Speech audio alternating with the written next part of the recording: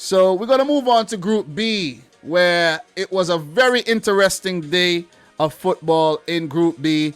And I would actually like to line up every single player from the Swedish national team personally and slap them behind the back of the, slap them in the back of the head. Let me get it right. Because Sweden, you are jokers. Seriously. You should have been on 21 points right now. You should have never lost to Greece. And you should have never lost to Georgia. You would have been going into the game against Spain. You could have played a U team if you wanted. You would have qualified for the World Cup already. But nah, you want to play around. You want to bring in Zlatan. I know Zlatan's presence is good on paper.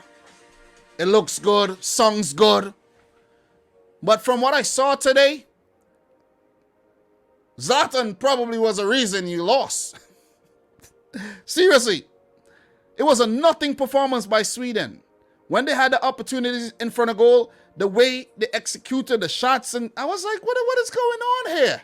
I know there was a goal line clearance and all, but Zlatan had a header. There was no flag. He barely put, I'm like, what's going on? Alexander Isak had a shot. It's like, what is going on here? And then Georgia goes up the other end and score too. I'm dumbfounded. I'm lost for words. Sweden, it could be very costly, where you might actually have to go through to the playoffs again and maybe knock out a big team like you did in 2018. But you had it. You had it in your hands to qualify directly. Fucked up. Big time. Anyways, Spain are now on top of the group after their 1-0 win against Greece. Greece have now been eliminated officially from World Cup qualifiers. They can no longer make it. Georgia, playing sport there for Sweden, also cannot make it, not via the playoffs either, through the Nations League. And Kosovo, who recently sat their boss, played a friendly on the day, I think against Jordan, if I'm not mistaken, or Kuwait, or one of them teams. I think it's Jordan. They probably lost that game too. So, Spain versus Greece. I did predict Spain to beat Greece. I predicted a 2-1 win for Spain on the road. It ended up being a 1-0 win, courtesy of a penalty from Pablo Sarabia. Very dodgy penalty, if you ask me. But there was some contacts, you know what I mean? Inigo Martinez was impeded. Referee pointed to the spot, and the PSG man on loan of Sporting stepped up to dispatch brilliantly. And Greece really fought hard. They really fought hard to come back in the game where they needed to win, but to no avail. They did score a goal that was chalked off because of offside. They did show some good signs, some promise, but Luis Enrique's men prevailed. You got to give it to Enrique, man. He's been experimenting a lot with his team, bringing in a lot of youngsters, giving a debut to Raul de Tomas, who looked bright. Rodrigo called back into the team. Gavi, has looked good. And he dropped Eric Garcia, which was a great thing. You know what I mean? Genius thing, actually. And they prevailed, and now they're on top of the group again. But I got to talk about this game.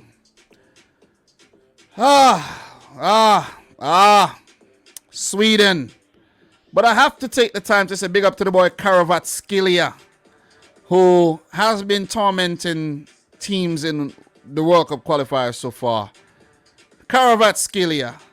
I could remember when I think that was Georgia versus Spain when he scored first and did give Spain a scare. And he banged a brace. Stunned Sweden. Because Sweden with a win here, you take a look at the group, they would have been in a good position. They would have gone up to 18 points, and all they needed to do was pick up a draw. A draw against Spain, which is definitely manageable. But now, you got to win. You got to win. It's a must-win game in Seville against Spain, and it's because of a brilliant performance on the day by Georgia. I didn't expect this. I expected a comfortable 3-0 win for Sweden. It turned out to be the opposite. Jan Anderson, bro, you gotta take some blame for this one. The Isaac Zlatan thing didn't work. It didn't work. Really didn't work. You gotta involve Dejan Kulusevski from the start in the next game. I think Zlatan has to be dropped. You gotta zlap Zlatan. You gotta zlap him. You gotta zlap him, man. He didn't perform well. He had a couple free kicks, blasted them into nowhere. Obscurity. See what I'm saying? Something has to change in the game against Spain. Kulusevski, in my opinion, has to start. Play Kulusevski alongside Isaac. Have Zlatan could come off the bench maybe. Maybe that's where they missed the trick. But the villains of Georgia prevailed and sent shockwaves up in Sweden.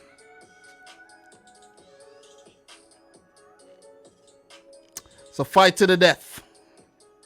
Come this Sunday? Sunday, is it? Is it Sunday? Is it Sunday? Yep. Spain versus Sweden, 2:45 p.m. local time, New York time. Round 3. Fight! When I say round 3, it's like the final round, you know what I'm saying? Fight! But yeah, guys, what are you guys saying? What are you saying? Talk to me. Talk to me, man. Sweden blue-balled me. That's not a good thing, man. Blue balls is not a good thing. They screwed up hard. Have to beat Spain again. Yeah, they beat Spain already, but it's going to be a little bit more difficult on the road this time. Sweden's defense isn't good enough to compete with the best. Maybe there's some truth there. Maybe there's some truth. Stefan Muradali. Eric Garcia wasn't dropped, bro. He's injured, bro. He's dropped, bro. Eric Garcia's garbage. Dropped. Bro, I don't like Garcia, man. I don't like Garcia. Garcia is a waste man. Seriously. Dennis Onan. The match is in Spain. It will be very tough for Sweden. Indeed.